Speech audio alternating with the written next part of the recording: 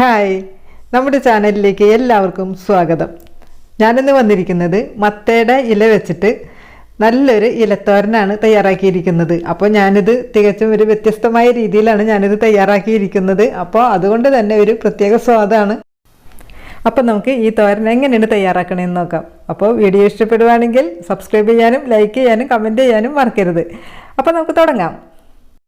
അപ്പോൾ നമ്മൾ ഈ തോരന് വേണ്ടി എടുത്തിരിക്കുന്നത് നല്ല കുരുന്നായിട്ടുള്ള ഇലകൾ നോക്കിയിട്ടാണ് നമ്മൾ അത് എടുക്കേണ്ടത്. അതോടൊപ്പം തന്നെ നമ്മൾ അതിലുണ്ടായിരിക്കുന്ന മത്തങ്ങയുടെ ചെറിയ കുരുന്ന് മത്തങ്ങയില്ലേ, അതും കൂടി ചേർത്തിട്ടാണ് നമ്മൾ ഈ തോരൻ റെഡിയാക്കി എടുക്കുന്നത്. അപ്പോൾ നമ്മൾ ഈ കൂമ്പിലകളുടെ ഈ തണ്ടോടുകൂടി നമ്മൾ എടുക്കരുത്, അതിൻ്റെ ഈ ഇലഭാഗം മാത്രമേ നമ്മൾ എടുക്കുകയുള്ളൂ. അപ്പോൾ ഈ ഇലനോട് ചേർന്ന് ഉള്ള ആ തണ്ട് വശം കുഴപ്പമില്ല, അത് നമുക്ക് എടുക്കാം. വളരെ കുരുന്നായിട്ടുള്ള ഇലകളാണ്. ഈ തണ്ടും കുരുന്നാണ്, ഒട്ടും മൂത്തിട്ടൊന്നും ഇല്ലാത്തതാണ്. അതിൻ്റെ കൂമ്പില നോക്കിയിട്ടാണ് നമ്മൾ അതിങ്ങനെ മുറിച്ച് എടുത്തിരിക്കുന്നത്. അപ്പം ഞാനിത് ഓരോന്നും എങ്ങനെയാണ് ഞാനിത് എടുത്തതെന്ന് കാണിച്ചു തരാം. അപ്പോൾ ഈ ഇലയുടെ ഈ തണ്ട് വശം നമ്മൾ കളയണില്ല. അപ്പോൾ ഈ രീതിയിലാണ് നമ്മൾ ഇതെല്ലാനും കട്ട് ചെയ്ത് എടുക്കേണ്ടത്. വളരെ കുരുന്നായിട്ടുള്ള ഇലകളാണ്. അപ്പോൾ അതിൻ്റെ ഈ കൂമ്പിലുള്ള ഈ ഭാഗമൊക്കെ നമുക്ക് അത് എടുക്കാം. അങ്ങനെ നമുക്കിതെല്ലാനും കട്ട് ചെയ്തെടുക്കാം.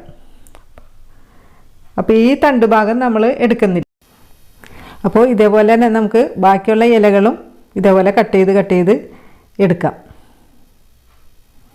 ഈ ഇലകൾ കട്ട് ചെയ്തതിന് ശേഷം നന്നായിട്ട് തന്നെ ഇത് നന്നായിട്ട് നോക്കണം. കാരണം ഇതിനകത്ത് വല്ല പ്രാണികളോ അതിനകത്ത് മണൽത്തരികളോ ഒക്കെ ഉണ്ടാവുമല്ലോ, അതൊക്കെ നമുക്ക് ക്ലിയർ ചെയ്തിട്ട് വേണം നമുക്കിത് നന്നായിട്ട് കഴുകി എടുക്കാൻ വേണ്ടിയിട്ട്. അപ്പോൾ നമ്മളെല്ലാവരും ഇവിടെ ഇതിങ്ങനെ കട്ട് ചെയ്തെടുത്തിട്ടുണ്ട്. ഇനി നമുക്ക് ഇതിൻ്റെ കൂട്ടത്തിൽ തന്നെ നമ്മൾ എടുത്തു വെച്ചിരുന്ന ആ ചെറിയ കുരുന്ന് മത്തങ്ങയില്ലേ, അതും കൂടി ഒന്ന് ക്ലീനാക്കി എടുക്കുക. അപ്പോൾ അതിൻ്റെ തണ്ടൊക്കെ കളഞ്ഞിട്ട് നമുക്ക് എടുക്കാം.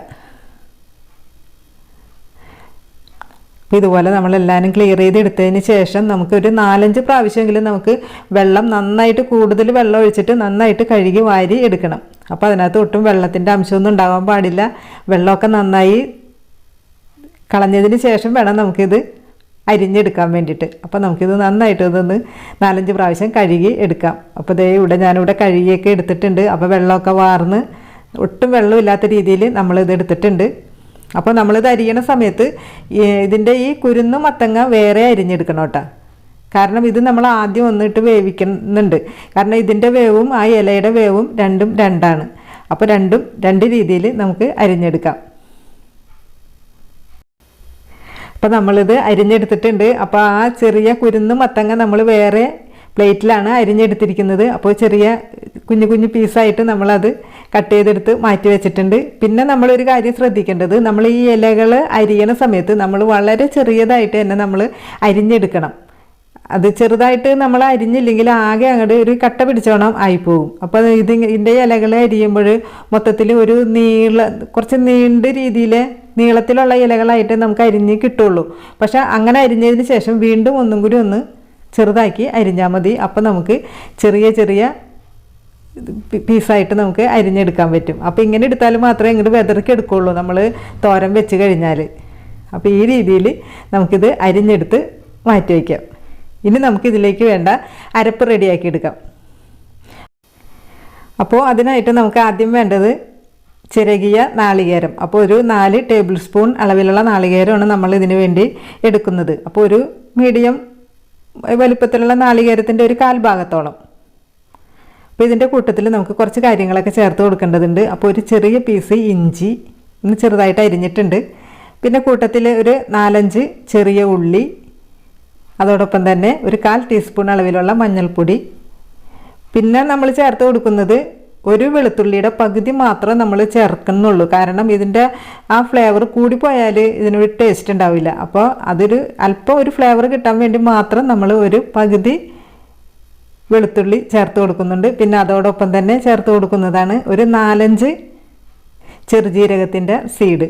അപ്പോൾ ഇതിൻ്റെ അളവെന്ന് പറഞ്ഞാൽ ഓരോരുത്തരുടെ ഇഷ്ടം അനുസരിച്ച് ചേർത്ത് കൊടുക്കുക. പക്ഷെ ഞാനിവിടെ ഒരു വളരെ ചെറിയൊരളവ് മാത്രം, ഒരു 4-5 സീഡ് മാത്രമേ ഞാൻ ചേർക്കുന്നുള്ളൂ. കാരണം ഇതിൻ്റെയൊക്കെ ടേസ്റ്റ് അങ്ങോട്ട് മുന്നിട്ട് നിന്നാൽ ഒരു സ്വാദും ഉണ്ടാവില്ല. അപ്പോൾ അതോടൊപ്പം തന്നെ ഒരു തണ്ട് കറിവേപ്പില, പിന്നെ 2 വലിയ പച്ചമുളക്, നല്ല എരിവുള്ള പച്ചമുളകാണ്, അതുകൊണ്ട് 2 എണ്ണമാണ് ചേർത്തിരിക്കുന്നത്. അപ്പോൾ എരിവൊക്കെ ഓരോരുത്തരുടെ ഇഷ്ടമനുസരിച്ച് ചേർത്ത് കൊടുക്കുക. അപ്പോൾ പിന്നെ ഇതിലേക്ക് നമ്മൾ ഇനി മുളക് പൊടി ഒന്നും ചേർക്കുന്നില്ല. അപ്പോൾ അതുകൊണ്ട് എരിവ് നമ്മൾ ഈ ഒരു സമയത്ത് എത്ര വേണമെന്ന് വെച്ചിട്ടുണ്ടെങ്കിൽ ആ രീതിയിൽ നമ്മൾ ചേർത്ത് കൊടുക്കുക. ഇനി നമ്മൾ ഇതിലേക്ക് ഒരു 3 ചെറിയ ടീസ്പൂൺ വെള്ളം നമ്മൾ ഒഴിച്ചു കൊടുക്കുന്നുണ്ട്. അപ്പോൾ വെള്ളത്തിൻ്റെ അളവ് വളരെയധികം ശ്രദ്ധിക്കണം, കാരണം ഒട്ടും കൂടി പോകാൻ പാടില്ല. നമ്മളിത് നന്നായിട്ട് അരച്ചെടുക്കുന്നില്ല, ചെറുതായിട്ടൊന്ന് ക്രഷ് ചെയ്താൽ മാത്രം മതി. അപ്പോൾ വെള്ളത്തിൻ്റെ അളവ് കൂടിപ്പോയാൽ നമ്മളുടെ തോരൻ ഒരു ടേസ്റ്റും ഉണ്ടാവില്ല. അപ്പോൾ അതൊക്കെ ഒന്ന് പ്രത്യേകം ശ്രദ്ധിക്കുക. അപ്പോൾ നമുക്കിത് ഒന്ന് ക്രഷ് ചെയ്തെടുക്കാം. അപ്പം നമ്മൾ ഈ ഒരു രീതിയിലാണ് നമ്മളിത് അരച്ചെടുത്തിരിക്കുന്നത്. അപ്പോൾ അധികം ഒന്നും അങ്ങോട്ട് അരഞ്ഞൊന്നും പോയിട്ടില്ല, വെള്ളത്തിൻ്റെ അളവും കുറവാണ്. ഇനി നമുക്ക് കറിയാക്കി തുടങ്ങാം. അപ്പോൾ അതിന് വേണ്ടിയിട്ട് നമ്മൾ ഇതേപോലെ കുറച്ച് വലിപ്പമുള്ള ഒരു കടായി നമുക്ക് വെച്ച് കൊടുക്കാം. അതിനുശേഷം നമുക്ക് ഫ്ലെയിം ഓണാക്കാം. അപ്പോൾ ഫ്ലെയിം ഓണാക്കി നന്നായിട്ട് ചൂടായിട്ടുണ്ട്. ചൂടായതിന് ശേഷം നമുക്കൊന്ന് ഫ്ലെയിം ഒന്ന് ലോവിലേക്ക് നമുക്കൊന്ന് മാറ്റി കൊടുക്കാം. ഇനി നമുക്ക് ഇതിലേക്ക് 2 ടേബിൾ സ്പൂൺ അളവിലുള്ള വെളിച്ചെണ്ണ ഒഴിച്ചു കൊടുക്കാം. അപ്പോൾ ഒരു നാടൻ കറി ആയതുകൊണ്ട് വെളിച്ചെണ്ണ തന്നെ ആയിരിക്കും കൂടുതൽ നല്ലത്.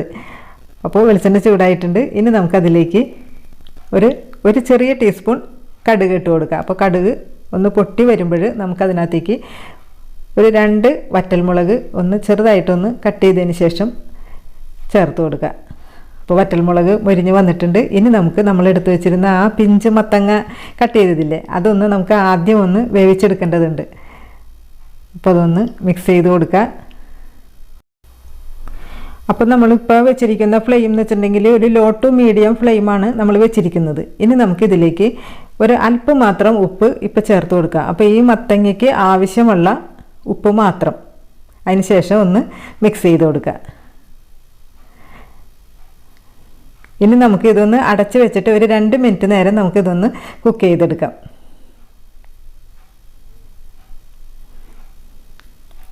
ഇപ്പോൾ നമ്മൾ വെച്ചിട്ട് ഒരു 2 മിനിറ്റ് ആയിട്ടുണ്ട്. അപ്പോൾ ഇത്ര മതിയാവും. ഇപ്പം നമ്മൾ ചേർത്ത് കൊടുത്തത് ആ കുരുന്ന് മത്തങ്ങ ആയതുകൊണ്ട് തന്നെ 2 മിനിറ്റ് കൊണ്ട് നന്നായിട്ട് തന്നെ ഇത് വെന്ത് കിട്ടിയിട്ടുണ്ട്. ഈ ഒരു സമയത്ത് നമ്മൾ അരച്ച് വെച്ചിരുന്ന അരപ്പിൻ്റെ ആ മിക്സ് ഇതിനകത്തേക്ക് ചേർത്ത് കൊടുക്കുക. അപ്പോൾ അതിൻ്റെ ആ ഒരു പച്ച ടേസ്റ്റൊക്കെ ഒന്ന് മാറിക്കിട്ടും. അപ്പോൾ ഇതും നമുക്ക് ഒരു 2 മിനിറ്റ് നേരം ഒന്ന് മൂടി വെച്ചിട്ട് നമുക്കൊന്ന് ആവി കയറ്റിയെടുക്കാം. ഇപ്പോൾ 2 മിനിറ്റ് അതും വെച്ചിട്ടായിട്ടുണ്ട്. അപ്പോൾ ഇത്ര മതിയാവും. ഇപ്പോൾ ഈ ഒരു സമയം കൊണ്ട് തന്നെ ആ അരപ്പിൻ്റെ ആ പച്ച ടേസ്റ്റൊക്കെ മാറിയിട്ടുണ്ട്. ഈ ഒരു സമയത്ത് നമ്മൾ അരിഞ്ഞു വെച്ചിരുന്ന ആ മത്തയുടെ ഇല നമുക്കിതിനകത്തേക്ക് ചേർത്ത് കൊടുക്കാം. അപ്പോൾ നമ്മളിത് മത്തയുടെ ഇല ചേർത്ത് കൊടുക്കുമ്പോൾ തന്നെ വലിയൊരു ക്വാണ്ടിറ്റി നമുക്ക് തോന്നും. പക്ഷേ ഇതിൻ്റെ ആവി ഒന്ന് കയറി കഴിയുമ്പോൾ തന്നെ ഇത് പെട്ടെന്ന് അങ്ങോട്ട് താഴ്ന്ന് അതിൻ്റെ ക്വാണ്ടിറ്റി കുറഞ്ഞ് പോയിക്കോളും. ഇനി നമുക്കിതിലേക്ക് ചേർത്ത് കൊടുക്കാൻ ഒരു കാര്യം കൂടിയുണ്ട്, അത് പരിപ്പാണ്. അപ്പോൾ ഞാനിവിടെ നേരത്തെ പരിപ്പ് വേവിച്ച് വെച്ചിട്ടുണ്ടായിരുന്നു. അപ്പോൾ അര കപ്പ് അളവിലുള്ള പരിപ്പിൽ 1/2 കപ്പ് വെള്ളം മാത്രം ഒഴിച്ചിട്ടാണ് നമ്മൾ ഈ പരിപ്പ് വേവിച്ചെടുത്ത് വെച്ചിരുന്നത്. അപ്പോൾ ഈ പരിപ്പിന് ആവശ്യമായ ഉപ്പും ചേർത്തിട്ടാണ് ഇത് വേവിച്ചത്. അപ്പോൾ ഈ പരിപ്പ് വേവിക്കുമ്പോൾ ഈ പരിപ്പിലേക്ക് ഒഴിക്കുന്ന വെള്ളത്തിൻ്റെ അളവ് കൂടിപ്പോകാൻ പാടില്ല. അപ്പോൾ ഈ ഒരു രീതിയിൽ ഇത് കുറച്ച് ഡ്രൈ ആയിട്ടിരിക്കണം. പരിപ്പ് ഒരുപാട് വെന്തു പോകാനും പാടില്ല. ആ ഒരു രീതിയിലുള്ള പരിപ്പാണ് നമ്മൾ ഇതിലേക്ക് ചേർത്ത് കൊടുക്കേണ്ടത്. അപ്പോൾ നമ്മളിപ്പോൾ ഇതിനകത്തേക്ക് ആ മത്തങ്ങയിൽ ഉപ്പ് ചേർത്ത് പരിപ്പിലും ഉപ്പ് ചേർത്തിട്ടുണ്ട്. അപ്പോൾ പിന്നെ ഇനി നമുക്ക് ഈ ഇലയിൽ നമുക്ക് ഇനി പ്രത്യേകിച്ച് ഉപ്പ് ചേർക്കേണ്ടി വരില്ല. അപ്പം നമുക്ക് ഇപ്പം ചേർക്കേണ്ട. ഇത് 2 മിനിറ്റ് നേരം നമുക്കിത് മൂടി വെച്ചിട്ട് നന്നായിട്ടിത് വേവിച്ചെടുക്കണം. അപ്പോൾ അതിന് ശേഷം നമുക്ക് ഉപ്പ് വേണമെന്നുണ്ടെങ്കിൽ ചേർത്ത് കൊടുക്കാം. അപ്പോൾ നമ്മളിപ്പോൾ വെച്ചിട്ട് 2 മിനിറ്റ് ആയിട്ടുണ്ട്. ഇത്ര മതി. ഇനി നമുക്ക് തുറന്ന് നോക്കിയിട്ട് ഇത് മിക്സ് ചെയ്തിട്ട് ഉപ്പ് നോക്കാം. അപ്പോൾ ഈ ഒരു സമയത്ത് നമുക്ക് ഉപ്പ് നോക്കിയാൽ അത് കറക്റ്റാണോ ഇല്ലേ എന്നുള്ളത് അറിയാൻ പറ്റും. അപ്പോൾ ഈ സമയത്ത് നമ്മൾ ഉപ്പ് കൂടിപ്പോയാൽ പിന്നെ നമുക്കൊന്നും ചെയ്യാൻ പറ്റില്ല. അപ്പോൾ ഞാൻ ഉപ്പ് നോക്കിയപ്പോൾ ഒരു അല്പം മാത്രം ഉപ്പിൻ്റെ കുറവുണ്ട്. അപ്പോൾ ഈ സമയത്ത് നമ്മൾ ഉപ്പ് നോക്കിയിട്ട് അതൊന്ന് കറക്റ്റ് ചെയ്ത് ഒന്നും കൂടി ഒന്ന് മിക്സ് ചെയ്ത് കൊടുത്താൽ മതി. നല്ല കറക്റ്റ് എരിവാണ്, കറക്റ്റ് ഉപ്പും എല്ലാം കൊണ്ടും നല്ല പെർഫെക്റ്റ് ആയിട്ട് തന്നെ നമുക്ക് ചീരത്തോരൻ കിട്ടിയിട്ടുണ്ട്. കണ്ട എത്ര പെർഫെക്റ്റായിട്ട് നമുക്ക് കിട്ടിയെന്ന് നോക്കി. നല്ല വെതറി കിടക്കണം. കാരണം ഇതിനകത്ത് നമ്മൾ ശ്രദ്ധിക്കേണ്ടതെന്ന് വെച്ചിട്ടുണ്ടെങ്കിൽ വെള്ളത്തിൻ്റെ അളവ് ഒട്ടും കൂടാൻ പാടില്ല. പിന്നെ വെള്ളത്തിൻ്റെ ആ ഒരു പച്ചവെള്ളത്തിൻ്റെ ഒരു ടേസ്റ്റ് അത് വരാൻ പാടില്ല. അത് നമ്മൾ അതിൻ്റെ അകത്ത് അരപ്പ് തയ്യാറാക്കുന്ന സമയത്താണെങ്കിലും വെള്ളം ഒന്നും കൂടാൻ പാടില്ല. പിന്നെ ചീരയിലാണെങ്കിലും വെള്ളത്തിൻ്റെ അളവൊന്നും ഇല്ലാത്ത രീതിയിൽ വേണം നമ്മളത് അരിഞ്ഞെടുക്കാനും വേണ്ടിയിട്ട്. അപ്പോൾ ഇത്ര മതി. ഇനി നമുക്ക് ഫ്ലെയിം ഓഫ് ചെയ്യാം.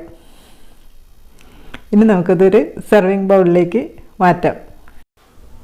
അപ്പോൾ ഇത്രേ ഉള്ളൂ. നമുക്ക് പെർഫെക്റ്റ് ആയിട്ട് തന്നെ നമുക്കിത് ഈ തോരൻ തയ്യാറാക്കി എടുക്കാൻ പറ്റിയിട്ടുണ്ട്. നമുക്ക് ഇത് വെച്ചിട്ട് നമുക്ക് കട്ട്ലറ്റ് വേണമെങ്കിൽ ഉണ്ടാക്കാം, പിന്നെ നമുക്ക് ചോറിൻ്റെ കൂടെ കഴിക്കാം, പിന്നെ നമുക്ക് വെറുതെ ഇരുന്നും വേണമെങ്കിൽ കഴിക്കാം, ചായയുടെ കൂട്ടത്തിൽ കഴിക്കാം, എങ്ങനെ വേണമെങ്കിലും നമുക്കിത് കഴിക്കാനായിട്ട് അടിപൊളി ടേസ്റ്റാണ്. അപ്പോൾ എല്ലാവർക്കും ഈ വീഡിയോ ഇഷ്ടപ്പെട്ടെന്ന് കരുതുന്നു. ഇഷ്ടപ്പെടുവാണെങ്കിൽ ഉറപ്പായിട്ടും സബ്സ്ക്രൈബ് ചെയ്യാനും ലൈക്ക് ചെയ്യാനും കമൻറ്റ് ചെയ്യാനും മറക്കരുത്. അപ്പോൾ നമുക്ക് നല്ലൊരു വീഡിയോ ആയിട്ട് വീണ്ടും വരാം. അതുവരേക്കും എല്ലാവരും ഹാപ്പി ആയിട്ടിരിക്കുക.